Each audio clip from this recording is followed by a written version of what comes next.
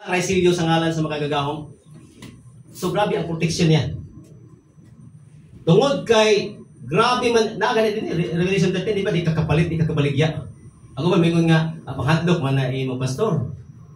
Kung naa di ay bagyo mo abot, panghadlok din ang maingon tanga manganda mo. Pahibawon.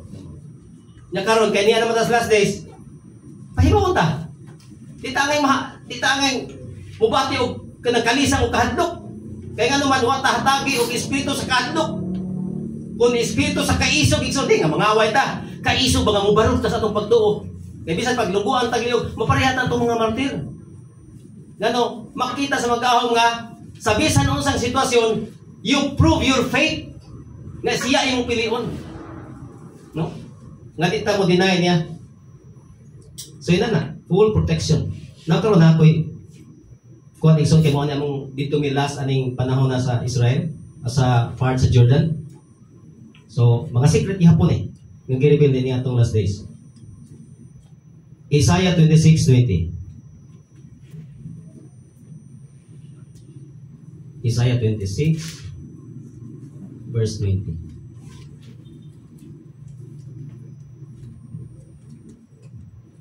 Come, my people. So, di dyan mga believer ni. Go in your rooms and shut your doors behind you. Hide for a little moment until the fury passes. So, time managot ta. Time nga kuwanta ka ng panahon ni sa mga paglutos persecution. Kunya, sarong gingon, asa mamputa mutago. Bisan asa ka karon. Mamonitor mo yan, bit kang cellphone, monitor ka bisan asa ka. Asa man ta mutago. So, Ezekiel chapter 20. Kaya na, araman sa Biblia ni tanan. Ezekiel chapter 20.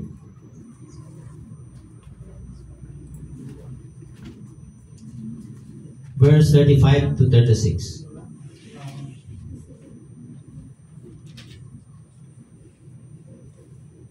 Sugod sa 33. Ezekiel 20. As I live, says Adonai Yahweh, surely with a mighty hand and with an outstretched arm and with fury poured out, I will reign over you. So siya din makikuban. Kaya nung pagawa sa yuta sa Egypt sa mga Israelites, di ba gibasa na itong versikulo nga siya nag-uban nila? So, kanipon, mag-uban po siya. Kung saan man And I will bring you out from the people and gather you from the lands on which you are scattered, among them with a mighty hand and with an outstretched arm and with fury poured out. Nga naman nga naamay gitawag kusgan nga gamot o kining fury poured out na naaman na. Kay si bisan kinsa sa iyang pagdala sa iyang panahon sa katawan, bisan kinsa nga mupakgang danha, walay makahimo sa pagpakgang, way makapakgang sa mong pagpanaw sa iyang katawan ngadto sa promised land. Kasi mang Yahweh ang iyang kusgan nga gamot na bisan wa tay army, wa tay mga armas para sa Israel karon. This is the mighty hand of Yahweh. 35. And I will bring you into the wilderness of the peoples, and I will be judging with you there face to face, just as I was judging your fathers in the wilderness of the land of Egypt. I will also judging you, declares Adonai Yahweh. Prophetic man siya gipag-uban. Sama kuno sa iyang pag-judge, pag-uban sa iyang mga katawang Israel nga nigawa sa Egypt dito sa wilderness, sama ato. So di ni mao ang Exodus. This is another Exodus. This is the second Exodus. Mauni ang pagtigom, pagbalik sa whole Israel. Nga mabalik sila sa yuta sa saad mga igsoon.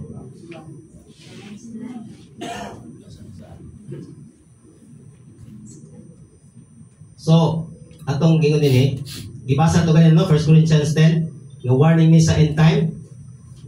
Nga ang Messiah nga nag-uban nila. Now, take a look. Asa ang dapit? Asa gina? Kay kung ihiklin ta niya, kung ang katawang Israel nakabalik sa yuta sa saad, Naadyo'y dapit. Naadyo'y dapit. Jeremiah 48:40.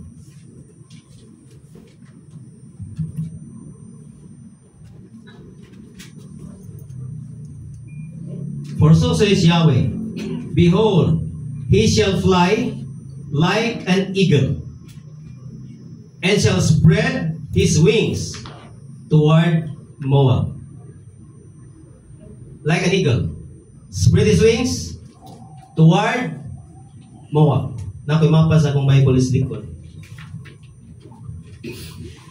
Na map sa Israel.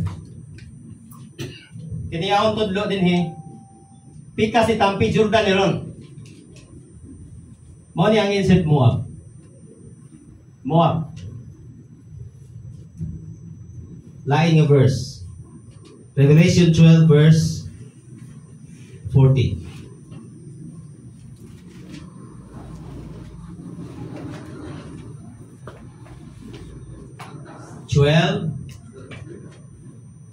Verse 14.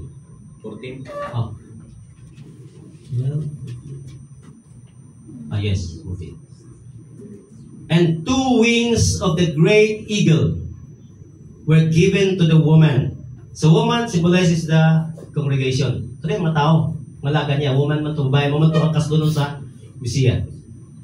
That she might fly into the wilderness. Dalun siya sa wilderness.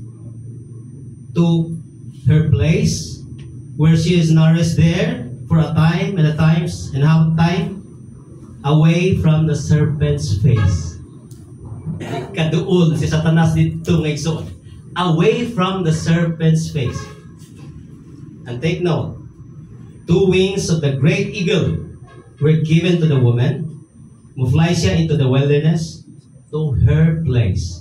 To her place. It is a place.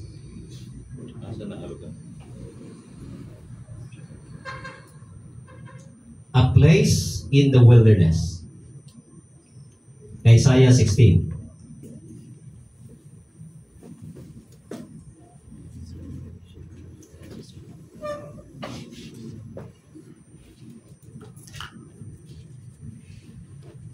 Isaiah chapter 16, verse 1 to 5.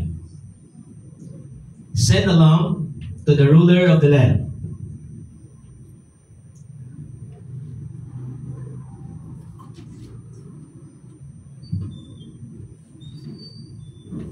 Send along to the ruler of the land from the rock of the desert. From the rock of the desert. Sa Hebrew na is Selah. To the mountain of the daughter of Zion. For it is as a fleeing bird cast out of her nest. Fleeing bird cast out of her nest. The daughters of Moab shall be at the fords of Arnon. At the fords of Arnon. And Moab. So, din isulag maigsoon, nga kaning mga places is synchronized yun siya. Kaya sa ancient times, mao gihapon yung lugar na makita niyo doon ng map na Moab. Kani po yung river dili is River Arnon. Mao gihapon ang description. Literal siya nga place. Kay igo man sa Revelation 12 nga a place. Ibutang sa ito. Di matapang na yun nga ato na ipunita di man na.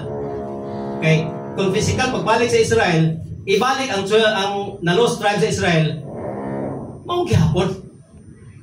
Pero asa sila ibutang? Mao ni mga lugar na igsoon.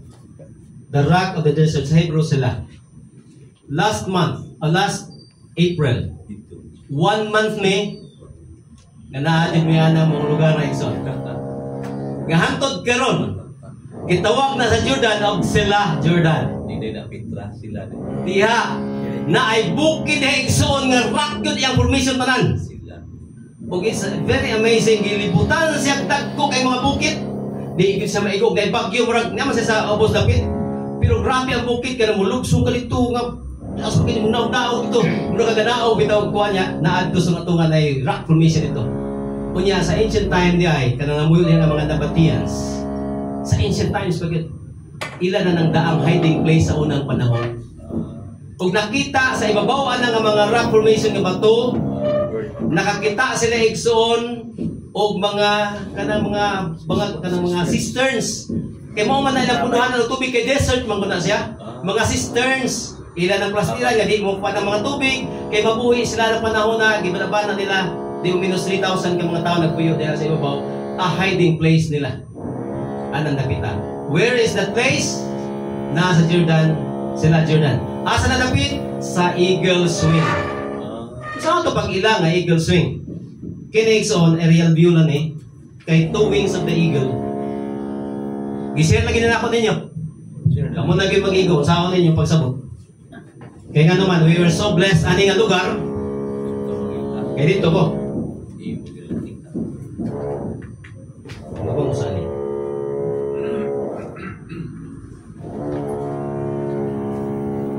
So, mao ni iyang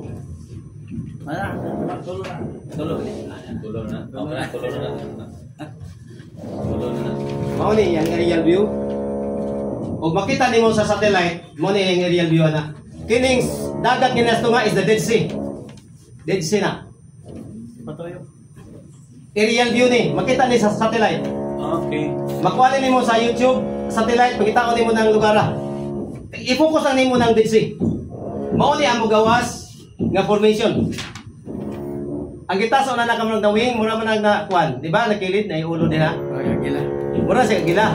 Agila gid siya oh. Pako niya. Maabot na mga 100 kilometers siguro kay ang Dead Sea. Pikas tumoy is 50 kilometers. Agila niya pako, duha ka pako yang mga tingil oh. Spring. Literal gid siya no. Sakto gid. Lagi gihatagan nila drawing na. Mura na nga place. Oh, agila gid oh. May tulog ka kuan niya yang mga pako. Diya sa Igo gyud sakto literal. Unya, Dili lagi siya. lain nga satellite view. Google Earth. Dead Sea na. Google Earth. Ah. Lord. Oh. Mao ni kanang mga gurut-gurutan na mga Bukid, mga mga bato. mountain ranges na siya. Nga mo purma gyud sa kinani makita nimo sa satellite. Unya, Literal gid siya. Diya, na makagagahom hibaw na sa kaha ang mga hiding place. Siya gyud iya ginampulong. Nagis mga bersikulo. so dili na. Karon nakaturmi ang dapita. Oh, diya. Kanamang mountain ranges. Anang dapita didto pod gipalayas silot sa panahon nga katong gisunog ang Sodoma Gomora. Kay didto man ko sa 2014 anang Sodoma Gomora dito ko sa Gomora Ashes nga masimot pa nimo ang mga abo na apay mga sulfur pulse anang dapita. Dito siya gipaadto sa Zoar.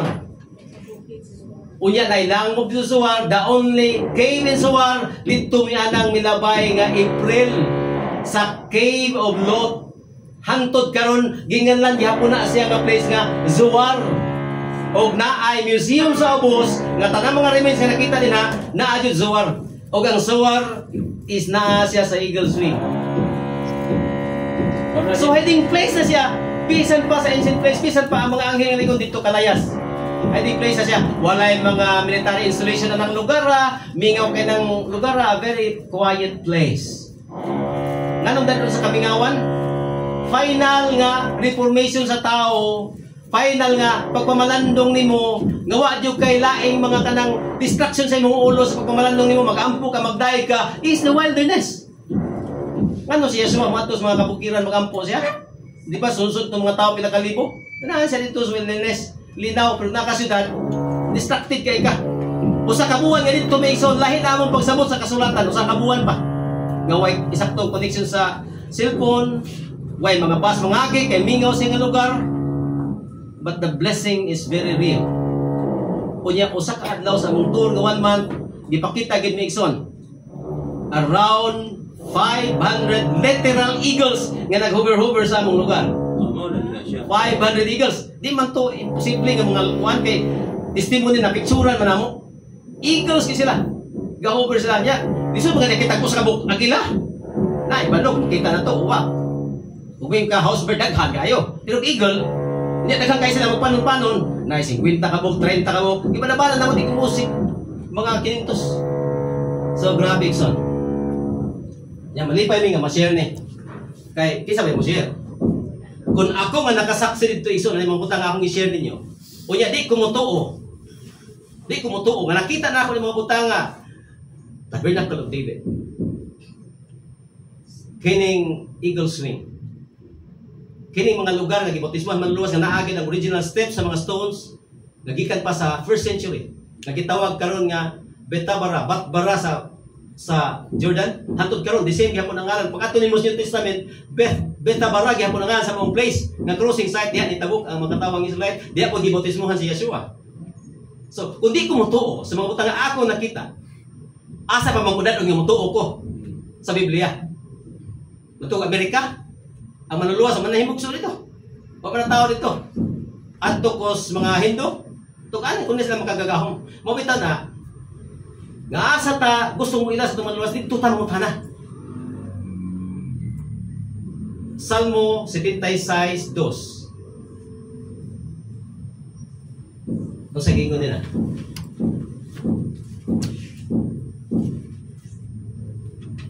In Judah is Elohim known. Elohim is known in Judah. His name is great in Israel. So mutana ka kisa mga gahong sa lugar din nga sila may nakaila. So ilan ang mga igsoon. Kunya kung sa mga butanga City of David kini atong gikuan nga mao man ang clue Mount Zion. Mata ko niyo last nga verse. Ug ato ni pamalandungan kay mauni ang tagna kanus unsa nakaduol nga mabalik ang manluluwas. Base ani ato mga gitawag mga kaplag nga mga kamatuoran. Psalm 102 verse 13 to 17. You shall arise, have mercy on Zion. Naluoy naman siya sa Sion. For the time to pity her, yeah, the appointed time has come. Yabot na. For your servant take pleasure in its stones and pity in its dust. This talk about archaeology. So nations shall fear the name of Yahweh, and all the kings of the earth your glory. When Yahweh shall build up Zion, he shall appear in his glory. He shall appear in his glory. So the very prophecy nga nasaksihan niya Igsoon. Kunya, karon ba ni panahon na? Sa last days ba ni Igsoon? Tanawa ang verse 18. Tanawa niyo Bible. Verse 18. This, kanika plug, the tabernacle of David, Mount Zion. This shall be written for the last generation. This shall be written for the last generation. So we are that generation. Dili na dugay. Wata kay ba? Dili takakwa sa adlaw. Dili sulag mga nakadungog ka ni mensahe. Dili sulag mga mensahe sa Jerusalem ni abot nato. Kay kini nga mga tagna Israel. Di ka mo duda. Kung ako tuwa dito, di ko mo tuo. Di lang ato ako dito nabasa sa kasulatan. Kaya i-check pa na nato. Kung sa katinuod. Ang Abirians bitaw. Kung sa'y nakapahimo nila nga noble. Iwalihan silang Pablo. Mapa ba sila ituo sa sinuganan? Kita na nila, nahaba. So kita po mga Abirians. Lain-lain mo tagdinuhuan. Lain-lain tagbaruganan. But look, tanawas kasulatan. Huwag na abay katinuran mga butang atong istoryahan. Kaya nga naman, it builds our faith. Mutubo kita itong pagtubo. So, mutubo dyan. Kunya, kung sa pailain niya gingon, tungkol ni sa mercy o kaayo sa atong amahang langit mo. Isaiah 16:5, tanawa, di pasumpay na siya sa eagle swing sa katong Words of Arnon. Tanawa ang kuwan, di pasumpay. 16 verse 5.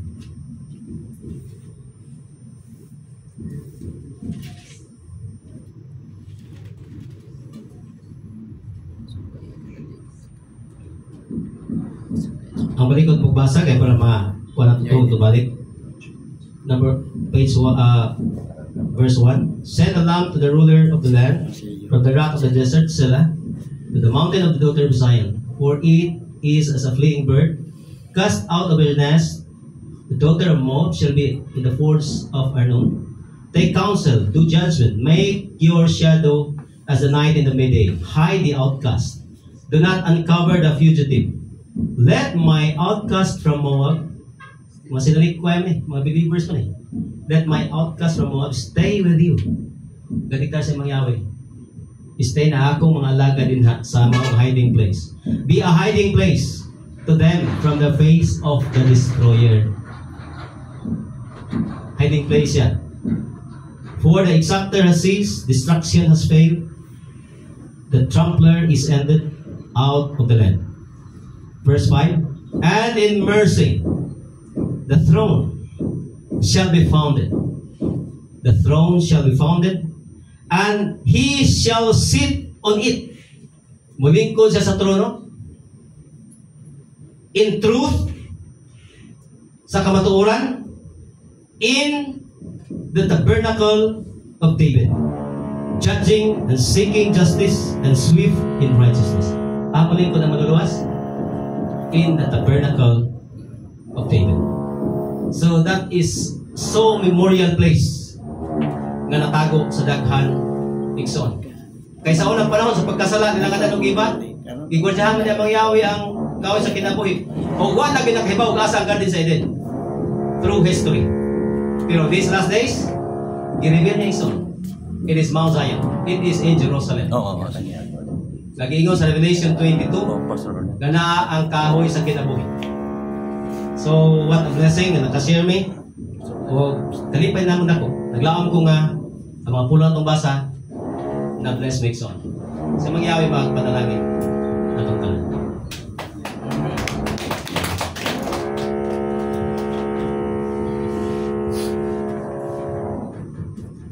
Grabe kitong i-iskutan sa itong kauban sa buhat na sige sa mga witness sa isang tanan ng mga ministers kung na yung passport paton ko itong Jerusalem para maka-experience ko na ni di mo puntaran pati po mga mga na kwarta pa yung vlog to pero sa ako ang mga ministers ko yung mga kwarta sponsor libre lang in times lang sumala sa inyo in times pa niya gusto ko sa akong senior pastor ito nga hindi lang siya lang ang witness ko nila muna nga isa sa mong dito so we go to Israel 2009 din nasunda 2010, 11, 2012, 13, 15, 16, 18 kasi Jordan 21, 24 of this is kawan ni Pastor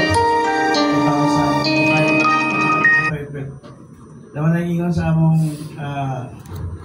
among labaw sa ining organisasyon na di pa ni siya ingon nga nepotism o pabor ko ni kailangan ginamo ni na kami ko may first hand witness o sa mga uban mo na ka-line up kini among isa ka kauban mo ako na naging natapos sa passport eh kasi siya ako ay pangayuan okay Orlan kisay mo punta sa Jerusalem okay ka ba sa dire pila mi ko po magisa ko so kung gusto mo motor mo sa Jordan o Israel ikaw na mo na may way yung program para sa mga pastors nadagan mo siya nakita ng mga pastors kung walang itong mapakat itong iyang pag-tour kay Manny Pacquiao Kangwan itong singer bitaw sa Manila Rizal ikuha pa sa Ibalikas na may na-tour so nawala nga ma-tour ni Pastor Don Susito wala nga kanito sa prophecy no? Nagtubo mo ka kung ano ito? Ikaw ba niya prophecy? Kita may mga outcast ikaw ba sa ito? Outcast mo ta kauban gamay lang kayo nga para ma-solidify na ito kaya masig nagtubo nga humilang na ito may style naman ito isutan dito ang prophecy I'm sorry I don't get it ang prophecy ito nga iyang itago ang iyang mga katauhan sa isang hiding place o iyang ibalik ang nasa 12 tribes kaya iyang ibalik o iyang imutang i-restore niya ang iyang ingarian kaya wala na to para masabtan kaya nakipautan na si unsay labot na to unsay labot na to wala ginagawa kaya pasi pabitin mo ba unsay labot na mo ang iskutan nila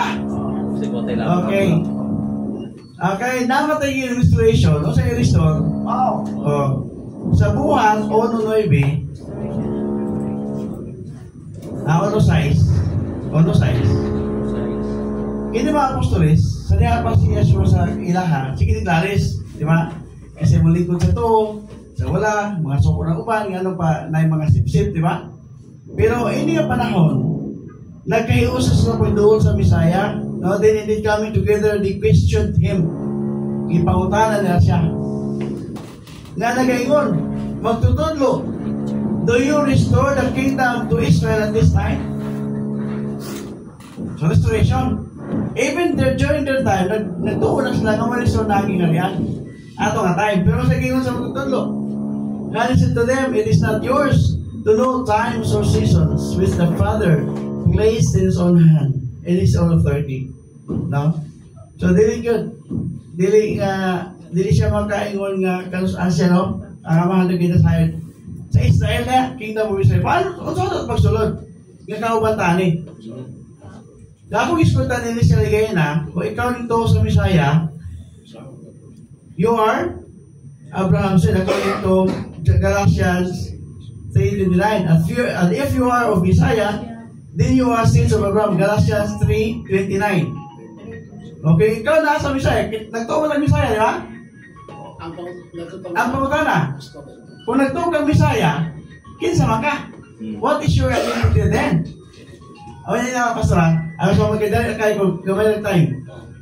If you are of the Messiah, then you are sons of Abraham, even heirs, according to prophet. Ano yung nag-iis ko na ni Pastor Busquay na? Mga promises to. Apel, tama to. Apel, ito. Mataw ko yun nga. Apel tani. Kaya kinsa naman din ita, kumanta mo daw sa Messiah. Sa good news. Sa good news. Sa gospel. Okay. Galatians 6:16. Nanong ko sa scripture ko ni. Ibang tawag tumutong istorya nga wala sa makasulatan. Masaya, unsa naman ta? Kumanta mi daw sa Messiah. Sa gospel. Gitawag ta, no? Sa gospel. And as many as shall follow this path, peace and mercy be on them and on the Israel of Elohim. So ang tawag na sa ato, Israel of Elohim. Nga naman, anak ka ni Abraham. Correct. Kasi may anak ni Abraham. Ang apo niya si Israel. So kung apo niya si Israel, kasi kauban takin todos sa Bisaya, Israel of Elohim. we are Israel of Elohim. No, both those who are Israelites by birth, katong natawag ng Israelite, o katong nag-grafted in. Wow. Sa gospel. Naniwala sa gospel, Okay. di-grafted in sila sa Grafted. tinuod nga olibo. Kaya kita mga ihalas nga olibo. Ihalas kay nalayo ta. Malayo. No? Tungkol sa gospel. Tungkol sa gospel, sa sumpay ta. Right. No, so, sumala sa Roma 11:5. Kisa may naghatag na itong Christian nga pangalan, identity.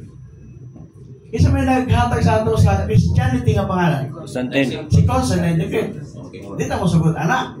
Kaya before pa, si Constantine the Great, wala Christianity. Di ba? Mashiach. History, wala man. 321 BC, nagtawa ang Christianity. Actually, Acts 11:26 for the first time at Antioch. Oh, yun. Sa Antioch. Kitawag sa Christian sa Antioch. Oh. Pero sa ilang sulod, mas na kitawag ko? Christian. Christians. Ang tagagawas. Ang nagtawag sila Christianos. Pero during that time, ancient Greek, kanang Christianos nga word, di po naging Christian nga followers of Christ, wala pa man nag-move na ng religion nga Christianity. Misikim pa na. Oh, Mishikim or the way, Nazareth. The way. Okay, ako lang sa umano, tapos ko niyo, ako to ba ko niyo pagkatala. Okay, natubagan ako. Tunto ba ka na? Ako rin na tungkol sa gospel. Nato ba kasi gospel? Sige, napay, dugang lang gamay, dugang. Ang Galatians 6:16, ano? Dili sa Episo. Sunod na po yung chapter. Episo, great. Kuhan man, basig nagtuto ka, jinta lang yung punta karon. Okay. Diba? Sige. 11. Galatia 2:11. Tumira mo sa magigan sa chapter Galatia 11:1, nag-school of nature sa isa kentel. Kung tanaw na ito sa Galatia 2:11, giyon nila, because of this, remember that you, the nations, the Gentiles, were then in the flesh from the beginning, and you were called uncircumcision. Naman na, tinuli o tinuli sa giskuran sa Galatia. Manang hour lang nga, ipatuli pa ka nga ito lang, bisa, di na pwede. Kaya dili ang pagtuli ang pagsunod sa anyo, anyo, kubinan, sa gigirian, kundi pagtuo, baptism, di ba? So, yun which is the work of the hand.